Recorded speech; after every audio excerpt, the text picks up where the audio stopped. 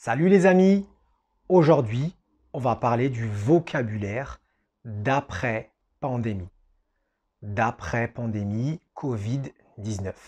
Donc aujourd'hui, je vous propose 19 expressions ou mots concernant l'après-confinement. Donc je ne sais pas si vous avez été confiné, si vous êtes resté à la maison à cause du coronavirus. Et maintenant, vous pouvez éventuellement sortir sans trop de problèmes. Eh bien, ce vocabulaire, c'est fait pour toi. On y va? C'est parti! La liberté qui donne pas.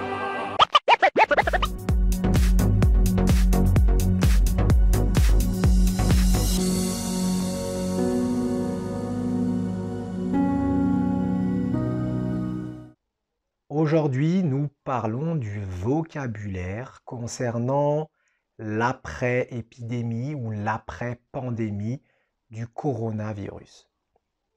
Donc, il y a le vocabulaire pendant la pandémie. Donc, j'ai fait une vidéo. Si tu veux la voir, elle est là. Et maintenant, nous nous attaquons à ce qui arrive après. Donc, la vie recommence peut-être, hein. La vie continue dans tous les cas.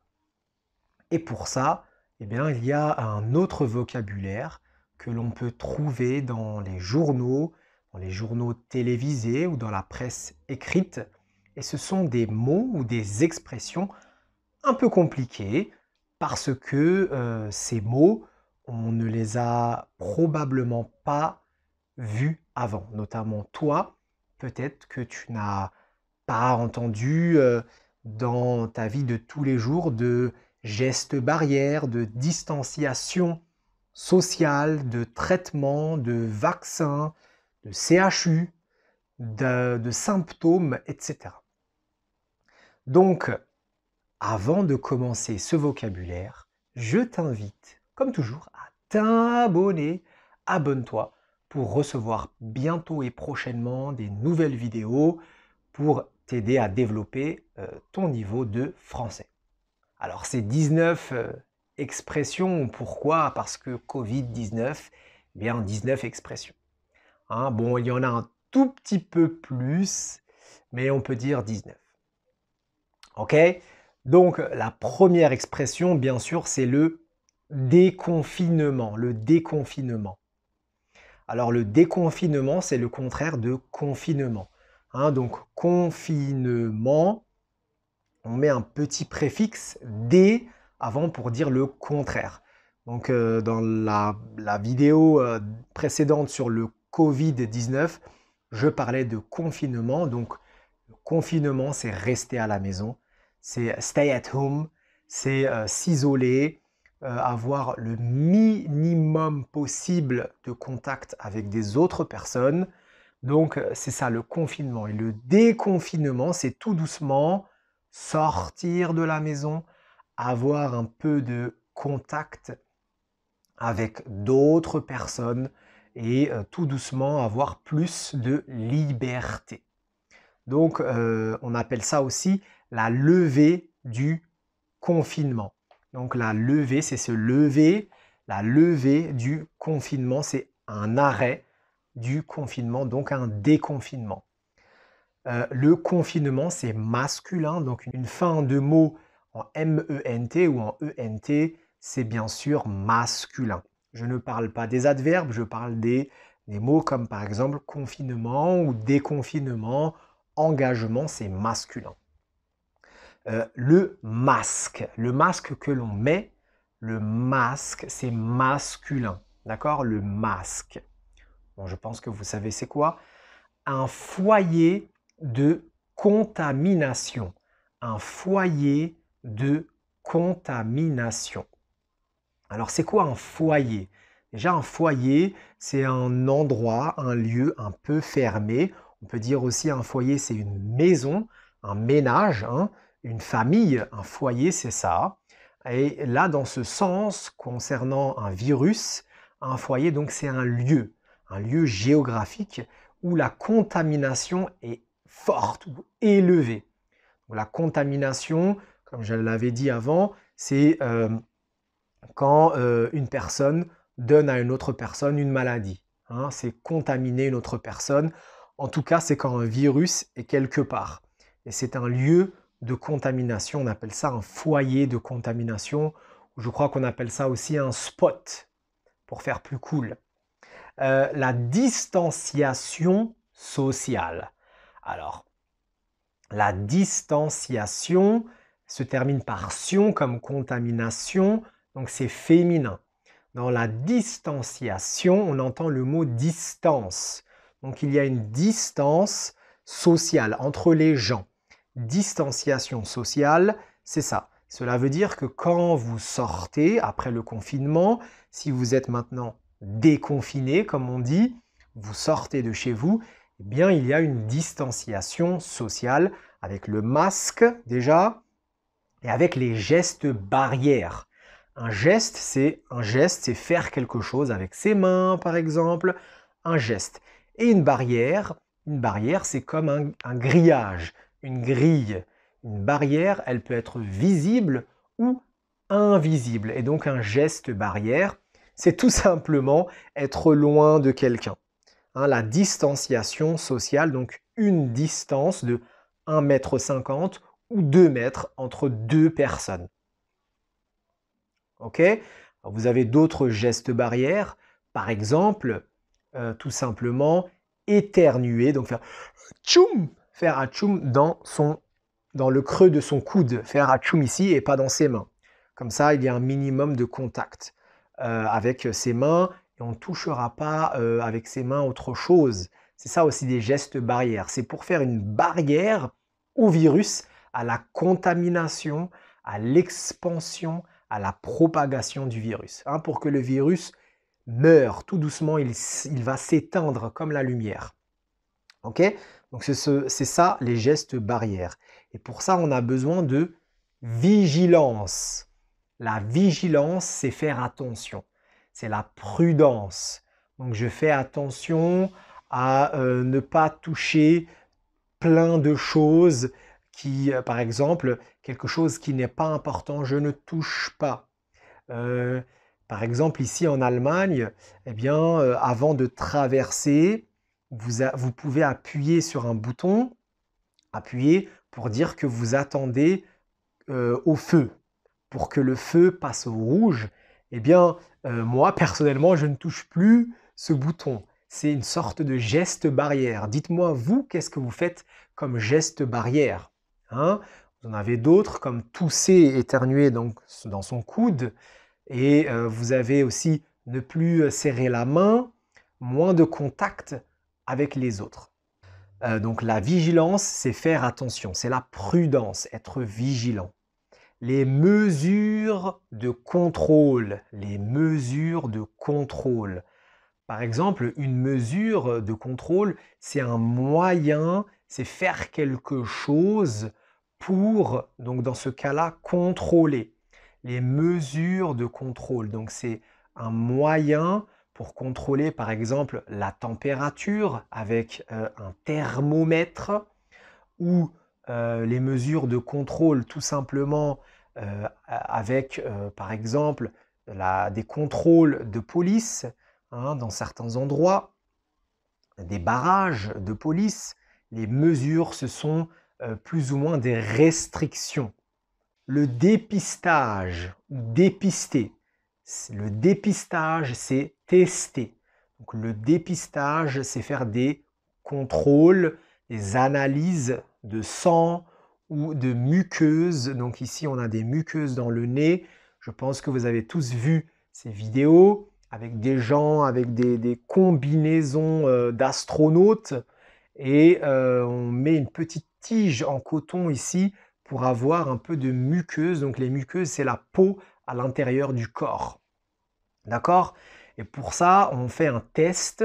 Et faire un test, c'est un dépistage. Et le verbe tester, on peut dire aussi dépister. On a aussi parlé des phases de déconfinement. Donc une phase, c'est une étape, un étage. Donc une phase, c'est une sorte de tranche. une phase 1, phase 2, phase 3, les phases du déconfinement. Première phase, on peut se rencontrer avec une personne ou 2 personnes. Deuxième phase, se rencontrer à 5 personnes. Troisième phase, voyager à 100 km, etc. Alors les restrictions, comme je vous les ai dit avant, les restrictions, ce sont les mesures, ce sont des choses que l'on a mis en place, qu'on a dit pour empêcher, pour ne pas laisser certaines choses se faire. Les restrictions, par exemple, ne pas voyager à l'extérieur du pays ou à l'extérieur de sa ville. Ça, c'est une restriction. Une restriction, c'est donc une contrainte. C'est empêcher, c'est ne pas laisser quelque chose se faire. Alors, on a aussi parlé des rassemblements de 10 personnes. Donc, MENT à la fin, c'est masculin, un rassemblement. Un rassemblement comme l'Assemblée nationale ou le Sénat, donc ce sont des gens qui viennent et qui se retrouvent, qui se rencontrent dans un endroit. Ça, c'est un rassemblement. Par exemple, une manifestation, c'est un rassemblement. Un vaccin, donc un vaccin, là nous sommes dans l'attente d'un vaccin. Un vaccin, c'est donc un petit produit liquide que l'on met dans un petit tube et à la fin il y a une aiguille et on pique. Ça c'est un vaccin, c'est masculin. Un vaccin, c'est un petit bout de la maladie ou du virus que l'on met dans le corps de quelqu'un à une petite dose pour que le corps puisse contrôler sa réaction et se protéger. Ensuite, vous avez un traitement. Donc un traitement médical, c'est pour traiter. Donc c'est quelque chose, un médicament qui est efficace contre une maladie. Un traitement, ça a une durée dans le temps et une efficacité. Un traitement, c'est donc un médicament en fait. On a aussi parlé du chômage partiel, le chômage partiel ou technique. Alors là, c'est une mesure, donc c'est un moyen de protéger l'emploi, de protéger le travail. Donc les gens travaillent moins, ils sont en chômage partiel. Au lieu de travailler 8 heures par jour, par exemple, ils vont travailler peut-être 6 heures par jour. Au lieu de travailler 5 jours par semaine, ils vont travailler seulement 4 jours par semaine, 3 jours par semaine. Donc on appelle ça le chômage partiel. Le chômage, c'est le fait de ne pas travailler. Un jour chômé, c'est le contraire d'un jour travaillé. D'accord? Et le chômage, c'est ça, c'est l'action. Partiel, c'est le contraire de complet. Partiel, c'est seulement une partie. D'accord? On appelle ça aussi un chômage technique. Alors, une crise sanitaire. Qu'est-ce que c'est qu'une crise sanitaire? Donc, je pense que vous savez c'est quoi une crise. Pas besoin de l'expliquer exactement. Donc, une crise, c'est un gros problème. C'est comme une alerte, une détresse. C'est quelque chose que l'on ne contrôle pas. Une crise, c'est quelque chose qui n'est pas sous contrôle. On ne sait pas comment faire. Et la crise sanitaire, donc sanitaire, c'est quelque chose qui appelle à la santé. D'accord? Sanitaire, c'est la santé. Donc une crise de la santé, crise sanitaire. Vous avez beaucoup de malades. Les hôpitaux sont remplis. C'est ça. Un CHU. Un CHU, ça c'est quelque chose que vous avez sûrement entendu dans les journaux télévisés. Donc c'est le centre hospitalier universitaire. Centre hospitalier universitaire. Donc en fait, vous savez, un hôpital, c'est pas seulement pour guérir les malades, mais c'est aussi une petite école. C'est une université en fait. Vous avez des cours aussi. Donc un CHU, c'est ça. Les poumons. Donc vous avez le cœur. Le cœur, c'est l'organe qui envoie le sang dans le corps, donc c'est un muscle. Et vous avez aussi les poumons qui prennent l'oxygène de l'air et qui rendent aussi donc, le CO2 dans l'air. C'est ça, les poumons. On en a deux, ils sont là, ils sont très importants, les poumons. Pourquoi j'en parle? Parce que le coronavirus, le Covid-19, s'attaque aux poumons. Et donc, il y a une détresse respiratoire. Une détresse. Une détresse, c'est un SOS. C'est une crise, en fait. C'est une crise, une détresse respiratoire. Donc, dans respiratoire, vous entendez la respiration. Et donc, on a un problème de respiration. C'est ça, une détresse respiratoire. OK? Vous avez aussi la mortalité ou le décès. Donc, la mortalité, c'est le niveau, le taux, le quota, le nombre de morts. La mortalité, c'est un niveau de personnes qui meurent. On appelle ça aussi un décès. Donc, un décès, c'est un mort. On a le verbe décéder. D'accord? Donc, mourir. Vous avez aussi donc guérir. Et on appelle ça aussi les guéris. Les personnes guéries, donc ce sont les personnes qui étaient malades du Covid-19 et qui maintenant sont guéries. Elles se sentent bien. Elles ont réussi, elles ont gagné contre le Covid-19 qui est à peu près 97% ou 95% des gens touchés par le Covid-19, eh bien, ils sont guéris. Ensuite, vous avez donc les symptômes. Alors, les symptômes, ce sont les réactions du corps face à quelque chose. Par exemple, face à la maladie du Covid-19, les symptômes, les réactions du corps, c'est une fièvre, une haute température du corps, une fièvre. Vous avez aussi, par exemple, une toux, on tousse. Ça, c'est une toux, on tousse comme ça, pardon. Ça, c'est une toux, c'est un symptôme. Donc, ce sont les réactions du corps, les symptômes. Et il y a aussi des personnes asymptomatiques. Asymptomatiques, très important. Un A avant un mot, généralement, quand il y a par exemple le mot symptôme et on met un A avant, si vous connaissez donc le mot symptôme, et vous voyez un A avant, cela veut dire rien, pas de quelque chose. Par exemple, rythme, arythmé. Rythmé, arythmé, donc pas de rythme. Symptôme, asymptôme, asymptomatique, pas de symptômes. Donc, il y a des gens qui ont le Covid-19, mais qui n'ont pas de réaction extérieure. Quand on les voit, on ne pense pas qu'ils sont malades. Souvent, c'est les enfants, par exemple. Et dernier mot pour vous, c'est pratiquer une activité physique. Donc, pratiquer ici, cela signifie faire quelque chose. Pratiquer, c'est faire quelque chose. Une activité physique, donc une activité, c'est dans un temps, par exemple pendant 1 heure, faire des mouvements. Une activité, donc être actif, c'est le contraire de passif. Une activité, c'est faire quelque chose et physique, c'est avec son corps. Donc pratiquer une activité physique, grâce au déconfinement, on peut reprendre le sport, on peut faire du sport. Ok? Si tu as des questions, tu me mets toutes tes questions en commentaire. Si tu as d'autres idées, tu me mets tout ça en commentaire. N'oublie pas de t'abonner. Vas-y, abonne-toi. Je t'attends, j'ai le temps.